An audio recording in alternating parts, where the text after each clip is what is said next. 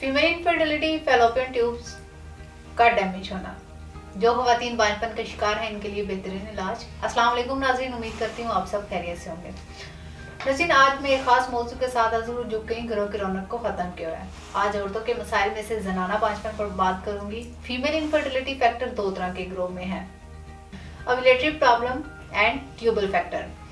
Ovulatory problem यानी कि egg सही बन रहे हैं या नहीं, और ट्यूबल फैक्टर यानी एग और स्पर्म ने जिस जगह पर मिलना होता है इन ट्यूब्स में कोई नुक्स यानी खुली है या बंद है। इसके अलावा पेल्विक में किसी और डिजीज का होना यानी एंडोमेट्रियोसिस या पेल्विक इन्फ्लेमेटरी। इसके अलावा फीमेल इनफर्टिलिटी की दो इकसाम हैं, प्राइमरी एंड सेकेंडरी इनफर्टिलिटी।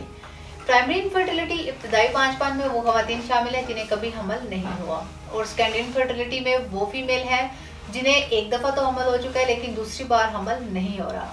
हमल के लिए मर्द और औरत दोनों का सेहतमंद होना बहुत जरूरी है।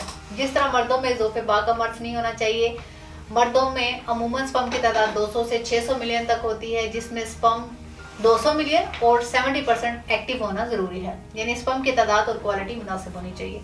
इसी तरह औरतों को भी तंदुरुस्त होना चाहिए। औरत को बर्मे रहम, सिलानुर रहम, माहवारी की बेकायदगी, हार्मोन्स की तवाज़न में खराबी, माहवारी या हैज़ की तंगी वगैरह का शिकार नहीं होना चाहिए। औरतों के अंदरूनी अज़ा 4 हिस्सों पर मुश्तमिल है।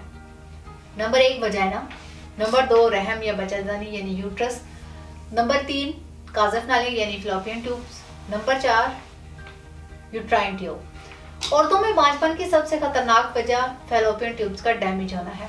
अक्सर खवातीन इस बीमारी को यूट्रस या ओवरीज का मसला समझ लेती हैं, जिसके नतीजे में बहुत सी मुश्किलात का सामना करना पड़ता है। यहाँ खवातीन के लिए जानना जरूरी है कि फैलोपियन ट्यूब्स क्या काम करती हैं। फैलोपियन ट्यूब्स हर बच्चे की पैदाइश होने या ना होने में बहुत अहम काम से अंजाम देती हैं, और इन ट्यूब्स के बगैर हमल नहीं हो सकता। फैलोपियन ट्यूब्स के अंदर ही मर्द के स्पर्म औरत के अंडे को फर्टिलाइज करते हैं। इसी मुकाम पर स्पर्म और अंडे का मिलाप होकर एक जनीन यानी एम्ब्रियो की शक्ल इख्तियार कर लेता है। इस एम्ब्रियो को ये ट्यूब्स इस वक्त तक सहारा देती हैं जब तक वो परवरिश करके रहम तक ना पहुंच जाए। फैलोपियन ट्यूब्स अगर डैमेज हो जाएं तो ये एग को यूट्रस तक पहुंचाना मुश्किल बना देती हैं। फैलोपियन ट्यूब्स में और भी मुख्तलिफ किस्म की कॉम्प्लिकेशंस हो सकती हैं। अक्सर फीमेल में बांझपन की वजह ट्यूब्स की खराबी होती है। 25% बांझपन का मर्ज फैलोपियन ट्यूब्स की खराबी की वजह से पैदा होता है। यहाँ मैं फैलोपियन ट्यूब्स के दो इंपॉर्टेंट इशू डिस्कस करूंगी।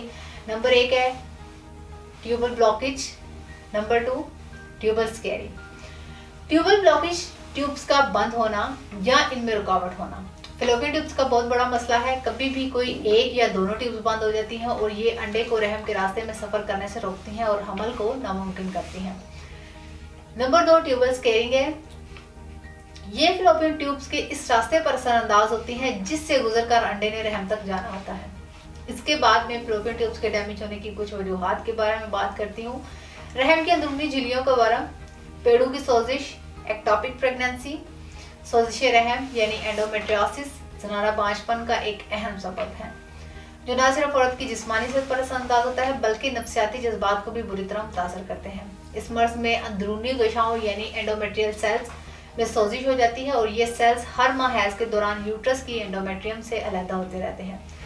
रहम के एंडोमेट्रियम से उतरने वाले ये सेल्स दौराने हैज खून के दबाव की वजह से रहम से खारिज होने के बजाय फैलोपियन ट्यूब्स के रास्ते पेट में पहुंच जाते हैं, और जहां ये पेरिटोनियम और बच्चादानी के तरफ नजदीकी अज़ा पर चिमट जाते हैं। फैलोपियन ट्यूब्स के डैमेज होने की कुछ अलामात के बारे में जिक्र करती हूँ।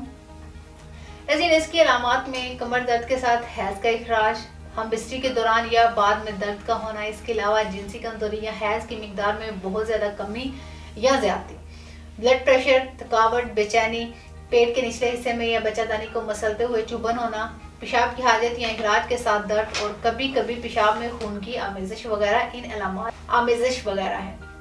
इन अलामात से फैलोपियन ट्यूब्स के डैमेज होने का खतरा होता है, लेकिन इस बात की तहकीक के लिए टेस्ट बहुत ज़रूरी है क्योंकि किसी भी मर्ज को जाने बगैर इसका इलाज मुमकिन नहीं होता। लेकिन फैलोपियन ट्यूब्स ब्लॉकेज के मुतालिक इलाज का जानना भी बहुत ज़रूरी है।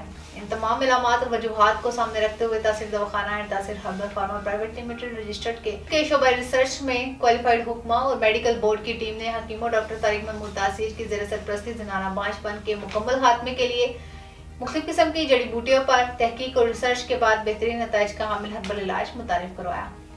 इस इलाज में शामिल की गई जड़ी बूटियां फैलोपियन ट्यूब्स की ब्लॉकेज को ना सिर्फ खोलती हैं बल्कि इसमें होने वाली सोजिश को भी खत्म करके इन्हें नॉर्मल करती हैं, जिससे अंडे और मर्द के स्पर्म आसानी मिलकर हमल करार पा सकें।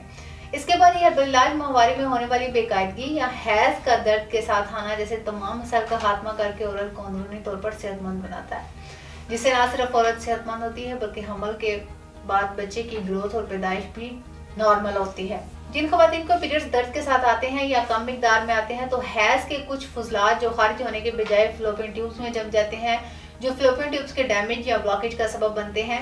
यह हर्बल तरीका इलाज फैलोपियन ट्यूब्स में होने वाले इन्फेक्शन को खत्म करके इसमें रह जाने वाले फुजलात को खारिज कर देता है। इस इलाज में ऐसी जड़ी बूटियां और अद्वियात को मुरक्कब की गई जो ना सिर्फ फैलोपियन ट्यूब्स का इन्फेक्शन खत्म करती हैं बल्कि इनके ब्लॉकेज होने की तमाम वजूहात और असबाब का खात्मा करती हैं, जिससे हमल ठहरने के चांसेस बढ़ जाते हैं और औरत अंदरूनी और बैरूनी तौर पर सेहतमंद हो जाती है। इलाज के साथ कुछ एहतियाती तदबीर का जिक्र करूंगी जो कि फीमेल के लिए बहुत ज़्यादा ज़रूरी है। इन तमाम हालात में खवातीन को चाहिए कि ठंडे पानी का इस्तेमाल कम करें। फीमेल को चाहिए कि अपनी हाइजीन का खास ख्याल रखें। इसके अलावा गर्म और चटपटे मसाले वाले एशिया से परहेज करें।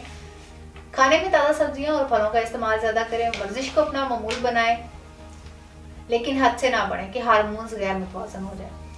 नाज़रीन, उम्मीद करती हूँ आज के प्रोग्राम से आपको फ़ायदा हासिल होगा। अगले में नहीं, इसके मुतालिक मज़ीद मालूमात और रहनुमाई के लिए हमारा YouTube चैनल तासीर दवाखाना विजिट करें और स्क्रीन पर दिए गए नंबर पर रब्ता करें।